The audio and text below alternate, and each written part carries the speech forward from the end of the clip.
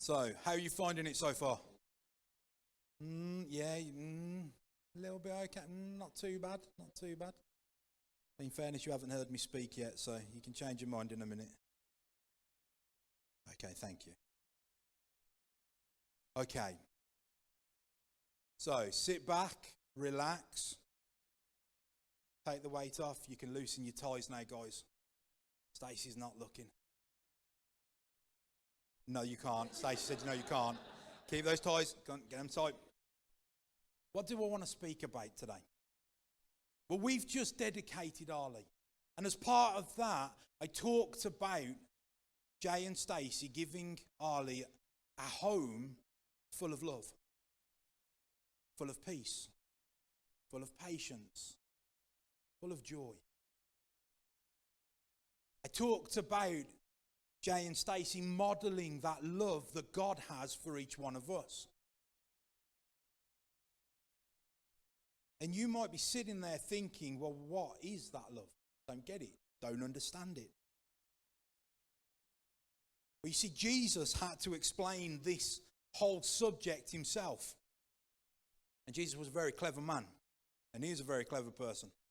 You see, he used stories to explain the truth. So I'm going to use a story right now to explain what it means to love like God. What is God's love for us? Why is it that these Christians bounce around and sing songs? Why is it that we come together on a Sunday morning when we could be in bed, chilling out? Why is it we come together and we do this? Well, we do it because we know the love that God has for us. And this, I'm going to talk right now from the Bible, from a place in the Bible called Luke, and it's in chapter 15, and it's verse 11 to 31. I'm going to read it for you. Today you're going to go away having read the Bible, or at least listened to it. Jesus continued, there was a man who had 2 sons. The younger one said to his father, Father, give me a share of the estate. Give me my share of the estate. So he divided his property between them. Not long after that, the younger son got together all he had, set off for a distant country, and there squandered the wealth in wild living. After he had spent everything, there was a severe famine in that whole country, and he began to be in need. So he went and hired himself out to a citizen of the country, who sent him to his fields to feed the pigs. He longed to fill his stomach with the pods that the pigs were eating, but no one gave him anything. When he came to his senses, he said, how many of my father's hired servants have food to spare? And here I am, starving to death. I will set out and go back to my father and say to him, Father, I have sinned against heaven and against you. I'm no longer worthy to be called your son. Make me like one of your hired servants. So he got up and he went to his father. But while he was still a long way off, his father saw him and was filled with compassion for him. He ran to his son, threw his arms around him and kissed him. The son said to him, Father, I have sinned against heaven and against you. I am no longer worthy to be called your son. But the father said to his servant, quick, bring the best robe. Put it on him. Put a ring on his finger and sandals on his feet. Bring the fattened calf and kill it. Let's have a feast and celebrate. For this son of mine was dead and is alive again. He was lost and is found. So they began to celebrate. Meanwhile, the older son was in the field. When he came near the house, he heard music and dancing. So he called one of the servants and asked him what was going on. Your brother has come, he replied, and your father has killed the fattened calf because he has him back safe and sound. The older brother became angry and refused to go in. So his father went out and pleaded with him. But he answered his father, look, all these years I've been slaving for you and never disobeyed your orders. Yet you never gave me even a young goat so I could celebrate with my friends. But when this son of yours, who has squandered your property with prostitutes, comes home, you kill the fattened calf for him."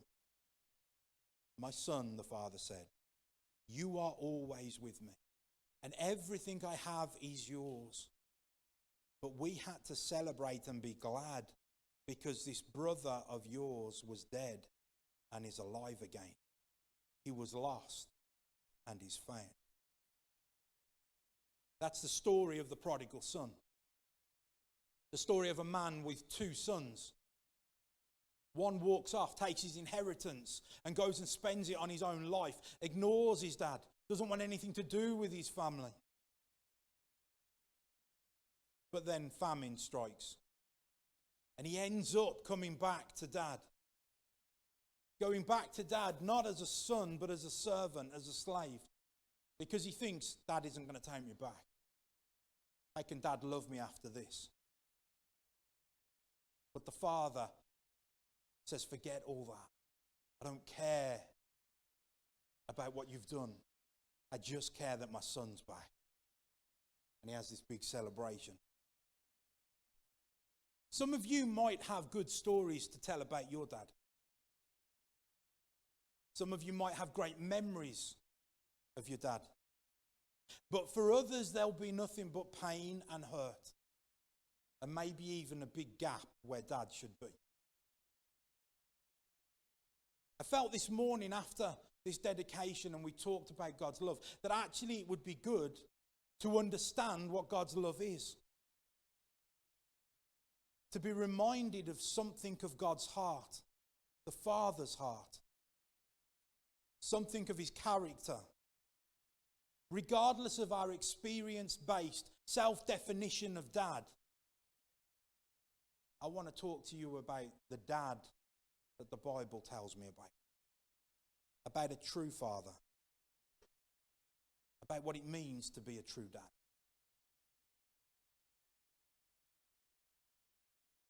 What it means to have the heart of the Father. I've highlighted one sentence in this parable that we've just read, and it's this: "But while he was still a long way off, his father saw him and was filled with compassion. He ran to his son, threw his arms around him and kissed him." There's another translation of the Bible that puts it like this: "When he was still a long way off, his father saw him, his heart pounding. He ran out, embraced him and kissed him." Most translations use that word compassion. Some use his heart pounding. What a beautiful picture that is. The Father's heart pounding in his chest. The adrenaline rushes. The blood is pumping. He has to do something. He can't wait and he's off. He picks up his robe and he throws all sensibility. All decorum goes out the window. He's single-minded. He's getting to his son. You see, the word compassion is more than just a word. It's a description of a feeling so deep, so physical, that it demands an action to show it, to release it. It's a physical response to a huge flood of emotions. And I felt God wanted us to be reminded of that today. Of his heart for us, for all of you. How his heart pounds for us. How he is filled with compassion for us. Now, you might not have got the Bible story, but I think Jesus' idea of telling stories and parables is a great one. So we're going to play just a short video clip, a modern take on the prodigal son.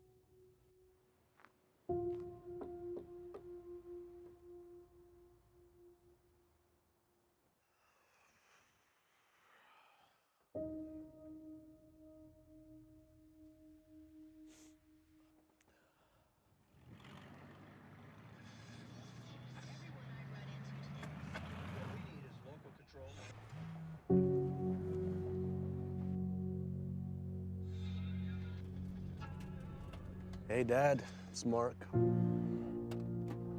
I know I'm probably the last person you're expecting to hear from right now, but I'm home. Now you're home. I'm actually standing on your front porch.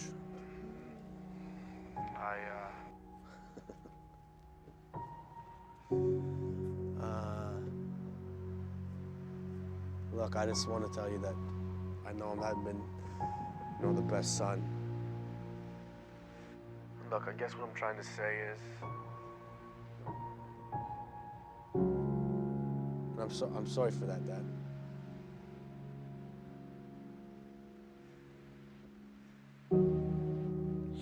You know what? I don't know what I'm doing, all right? You've been fine without me. I'm sure you continue to be fine without me. I won't bother you no more, Dad. All right. I'm just sorry. Sorry about everything. Bye.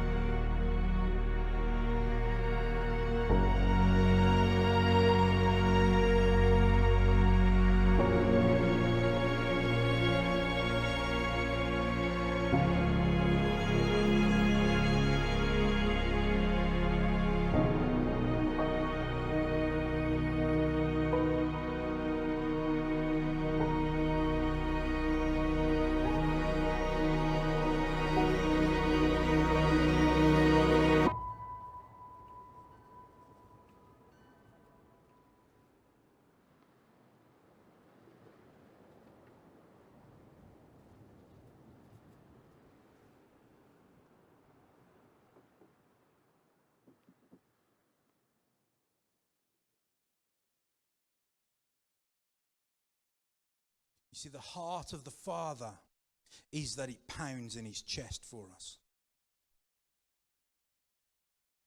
That when we make that call and we say, Dad, we've made a mess of it, we're sorry. That he won't turn his back on us. That he won't ignore the phone call or the prayer. But actually he'll jump in his car and he'll put his foot on the accelerator, and with adrenaline going through his body, he will get himself to us. And there are so many of us in this church that could testify to that. That when we turned to him, he ran to us. That's the heart of the Father. That's the heart of God. That he looks to the horizon, not forcing himself on anyone, allowing us to live the lives that we want to live. But when we realize that the things we filled our lives with haven't filled up the gap, they've not satisfied that thing inside us. And when we eventually turn and say, God, I made a mess. I'm sorry. He doesn't then bring up all those things we've been involved with. He doesn't then say, no, I don't want anything to do with you. You didn't want anything to do with me. No. You see, as he looks to the horizon for us to turn, that's when his heart starts to pound. That's when compassion fills him. And he has to do something. He has to act on it. He has to run and release that. He has to run straight to his son or to his daughter that is crying out for him.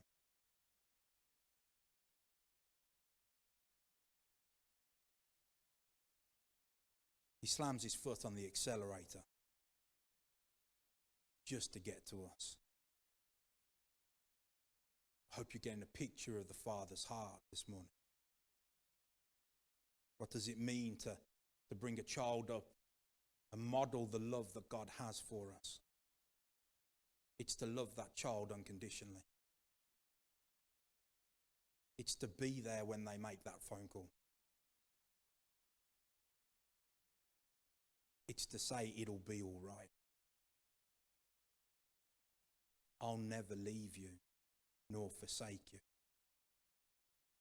That's what God says to us. Jesus said in John 14:7-9, if you really know me, you will know my Father as well. From now on, you do know him and have seen him. Philip said, Lord, show us the Father, and that will be enough for us. Jesus answered, don't you know me, Philip? Even after I have been among you such a long time? This is the important bit. Anyone who sees me has seen the Father. How can you say, show us the Father? You see, God gave us a living, breathing, talking, walking example of himself, an expression of his Father's heart. He gave us Jesus. Anyone who has seen me has seen the Father. All throughout the Gospels, we see Jesus showing us God, showing us God's heart for us, in how his heart was for us. When he saw the crowds, he had compassion because they were harassed and helpless, like sheep without a shepherd. When Jesus landed and saw a large crowd, he had compassion on them and healed their sick. Jesus called his disciples to him and said, I have compassion for these people. They have already been with me 3 days and have nothing to eat. I do not want to send them away hungry, or they may collapse on the way. Jesus had compassion on them and touched their eyes. Immediately they received their sight and followed him. Every time Jesus was filled and moved with compassion, every time his heart pounded for the people around him, for us, he showed us the Father's heart for us, because he is the expression of the Father's heart. But every time he was filled with compassion, he had to act. He had to express it, to release it. He healed the sick. He multiplied the fish and the loaves. He showed the authority and power he had in miracle after miracle. But most importantly, he showed us the heart of the Father for us. On the cross, Jesus lived out and died as an act of the Father's compassion for us. His heart pounded for us. He died for us, that we may know his all-consuming love. A love that will never force itself upon us, but will always be there should he see us on the horizon turn to him.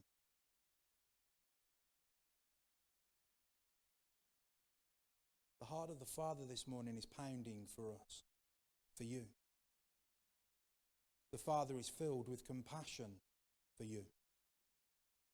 No matter what you've done, no matter where we've wandered off to, no matter what we've said, no matter what we've thought, his heart is pounding for us. He's watching the horizon for us.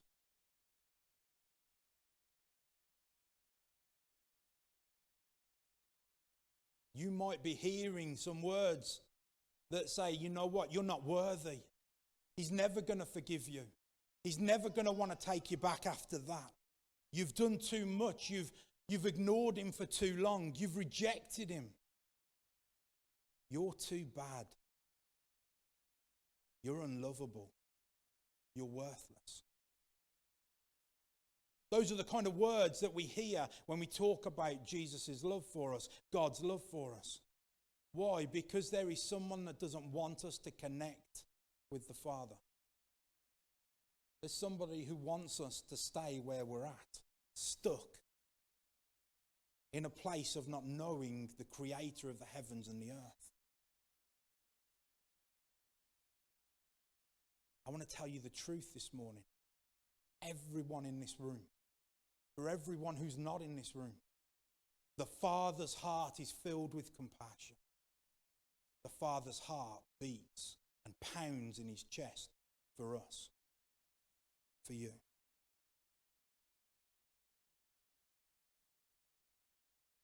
If you turn to him, he will run to you.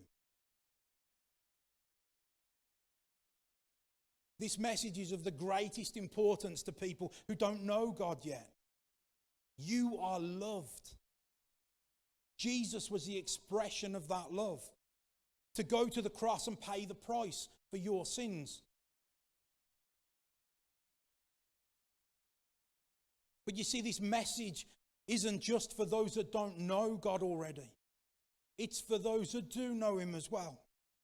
It's for every follower of Jesus sat here this morning. We have been called to preach the gospel, to heal the sick, to cleanse the leper, to raise the dead and to cast out the demons, to make disciples of the nations. We've been called to be his witnesses. We've been called to be the light and the salt to the world. Jesus wants to work through us to reach those who don't know him. The prodigal sons, the prodigal daughters.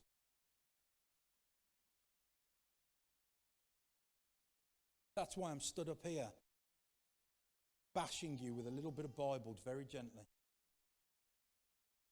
You see, to do that, guys, church, I'm talking to you, to do that, to be that, to live the gospel, to be able to preach the gospel, we need to love the lost as Jesus loves them, as the Father does.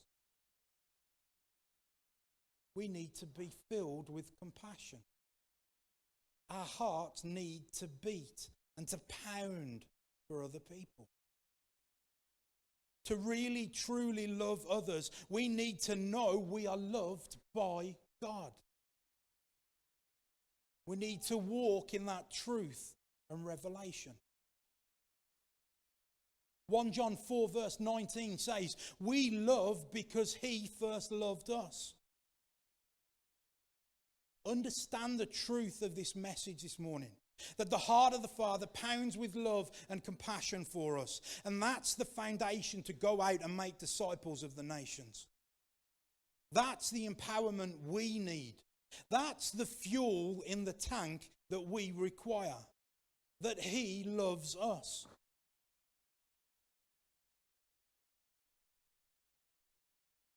And if you don't know that love this morning, then ladies and gentlemen, it's freely available for you. He withholds nothing from you. But you have to turn, and then he'll run to you. There is a saying, hurt people hurt people. The church in this world needs to be different. We need to show something different. We need to live out something different.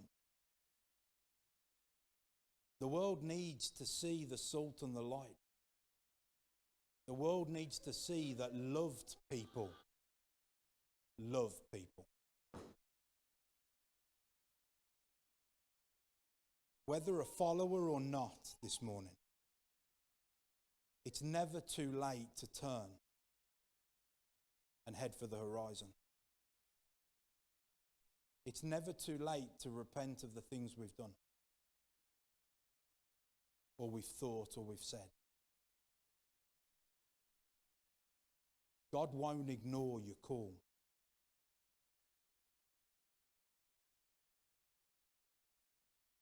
I want to play one last video just to really reinforce this message, and then we're going to end our service. The Father will go the extra mile because his heart pounds for us, because he's filled with compassion for us.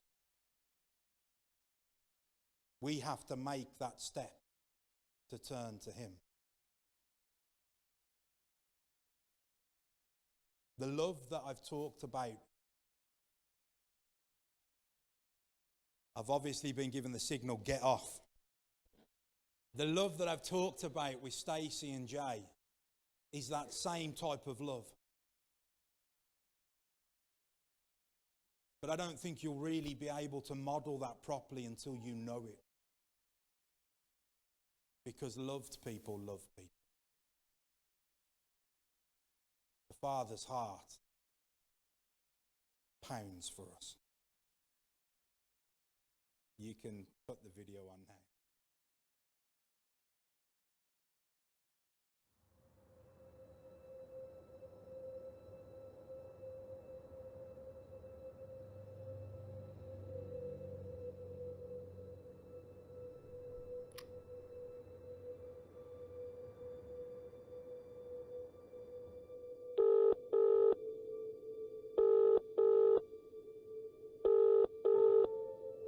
Please leave a message after the tone. Hey, Dad. It's me. I know it's been a long time since we talked. I was kind of hoping you'd answer, but I understand that you probably don't want to talk to me. I've just gone so far, and the things I've done, I just regret it, you know? And I know how bad I've hurt you and let you down, but Dad, I miss you. I miss how we drive around and just talk about life. And I just want to come home. But I know you've probably written me off. I can't blame you, actually. Here's the thing. It's kind of a shot in the dark, but I'm coming through town soon, and I'd really just like to see you.